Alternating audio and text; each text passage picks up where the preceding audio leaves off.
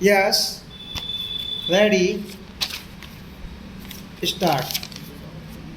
In regard to production, we fear that we may again be in a mess.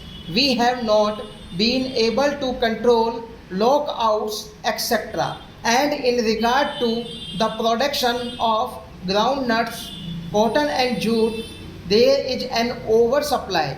The jute mills are crying that their products have not been taken up.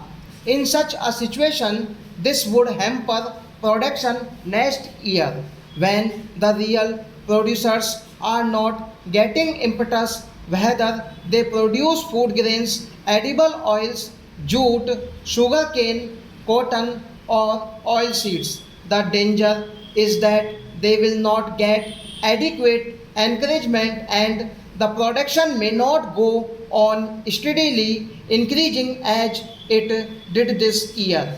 As such, one would expect that the government would consider the fact that the jute mills are not doing justice to jute production, its growers, or even to its marketing. They are depending entirely upon the government. They are not reducing the price of jute mills when the jute of price has gone down. Naturally, we expect that the prices of jute goods will be less, but they are not cheaper. There is a crisis in the jute market, but the prices of finished goods are where they were. They are also slightly costlier in some respects. In such a situation, the production policy of the private sector is not helping the cause of the industry itself, much less to talk of that of the producers or consumers, and the same thing applies to sugar mills and to cotton mills in private hands. One would feel that the time has come when the government should take up courage to nationalize at least jute, cotton, and sugar mills in order to be in a stronger position and to have a strong hand over production and to have a steady increase in production in order to have proper distribution and reasonable prices. Then comes the question of distribution. With regard to this, our government feels very helpless.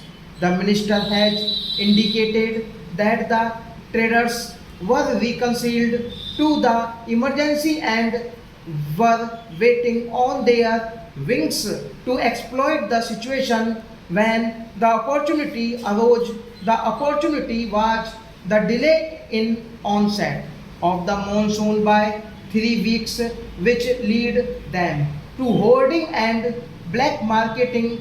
He is saying in a helpless manner that some delay in the onset of the monsoon allowed them to resort to hoarding and black marketing. Therefore, they are committing these crimes at a time when there is a national emergency, when the government has more than adequate powers to control them.